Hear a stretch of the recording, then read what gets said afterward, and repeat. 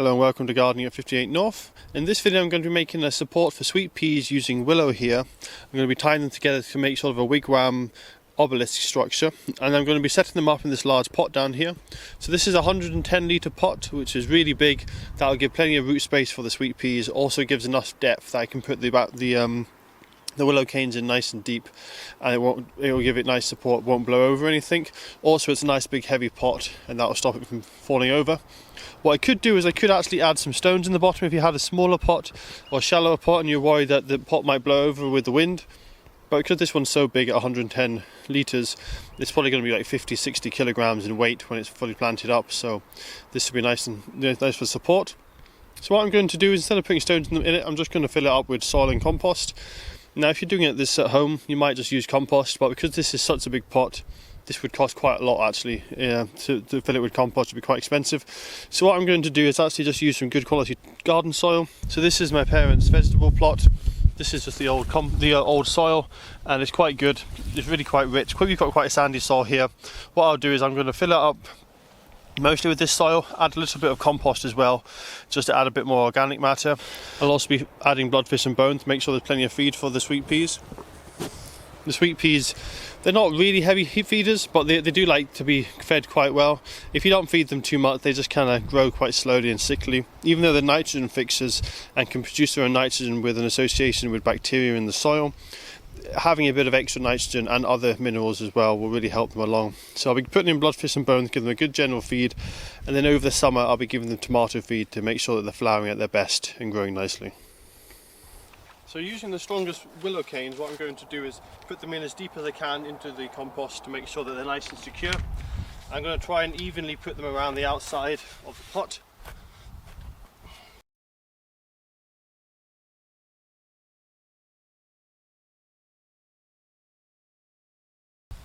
And now what I want to do is tie them up together towards the top. So to do this, I could use twine, but it would actually look a lot nicer if I actually put them together with some willow. So I can use the willow actually as a string. That should tie them up and give it a much nicer appearance than using some random old twine. I will also make sure I twist these so that if there is any natural bend on them, that they're curving inward, so it looks more like a natural arch shape.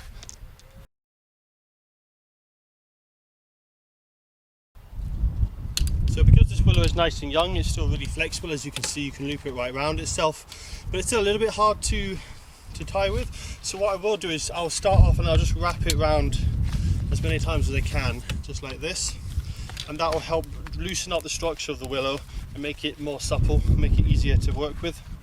So one good way of doing that is getting in another piece of willow, and you just start it there and you just wrap it around. What that will do is it'll cause micro cracks inside the structure of the wood, and that will just help with the flexibility. You can only do this with fresh willow. If you've got older willow that's dried out, it won't be flexible anymore and it will just be brittle and snap. But the youngest parts, especially when it's fresh, you can just wrap it around. As you can see, it's incredibly flexible, and once you've done that and you crack the internal structure of the wood, it becomes this lovely supple rope-like material, and you can use that for tying. So that's what I'll do now with the top of the structure, tie it together. So say you can use twine, but using willow will look a lot nicer.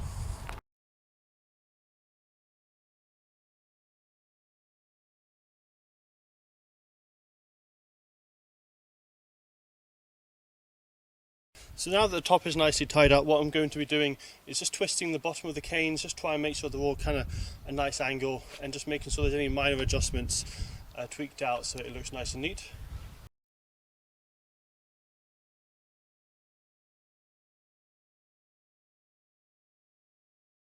So now that I've tweaked it out, what I'll be doing next is I'll be cutting off the top, because we don't need all that extra stuff at the top. It just becomes a bit messy when there's too much, as you can see there. So just use the secateurs now and trim that down.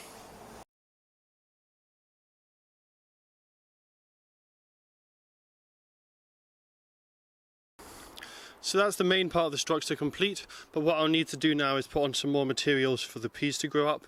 Unfortunately, peas aren't like runner beans. Runner beans and other twining plants would grow up this no problem, because the way that they hold on to the structure is they will spiral around the stems, and so these long straight stems are no problem for them. They'll spiral around, I'll be able to climb that no problem. But peas are quite different. Peas have small tendrils which are like lots of little fingers, and they can only grab around narrow objects. So anything thicker than your pinky finger really, or maybe depends on the size of your hands, maybe your thumb, they can't actually get their little fingers around, or tendrils as they're called. So what you want to do is have lots of narrow things for the tendrils. These will be too thick. They'll try and wrap on, but they won't be able to. So we need to put on some horizontal supports going all the way up. Now, it's up to you. You can make it look quite ornamental if you want. You know, you could have zigzags going up. You could have just horizontal. You could have crosses here and there. Any kind of style you want. You just want to make a lot more infill between the main structural supports with much thinner material, so that the tendrils can wrap their little fingers around it, and that will allow the plants to grow securely and grow well. Because if a sweet pea doesn't properly grab onto something, and this includes other peas as well, what will happen is it will stay quite stunted. It won't put on vigorous growth. Sweet peas only start growing vigorously once they get a good firm secure with the tendrils onto a structure. Then they start growing quite strong and vigorously. So I'll just start doing that now, and I'll do the same as what I do with the top. I'll get the willow canes, the thinnest ones I can find, the ones that seem the most flexible. I'll wrap them around this cane again to make them really flexible, and I'll just try and tie them around as best as possible so it looks neat, but it gives plenty of support. And as I say, the thinner the better, because the tendrils are really small themselves, and so they can't latch onto these wider objects.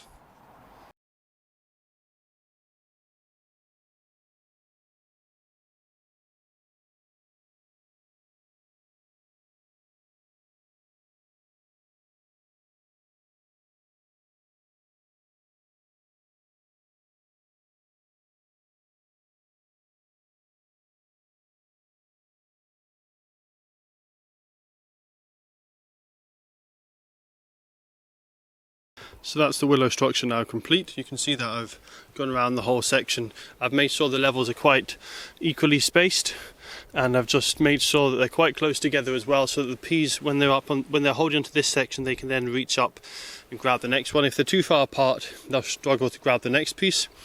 So that's all tied up. What you can also do, depends where you're planting the peas. I'll just be planting the sweet peas at the bottom here, so as soon as they grow up they can grab onto here. If you're planting any peas in the middle, you can put some cross sections at the lower section so they can grab on there and then grab onto these high ones as they go up. Also, it depends how thick your bamboo canes are. If they're very thin, then the higher you go up, the thinner they'll get. And if they're thin enough near the top, then you won't need to tie these cross supports on. It might be fine just to have them climbing up the narrow canes.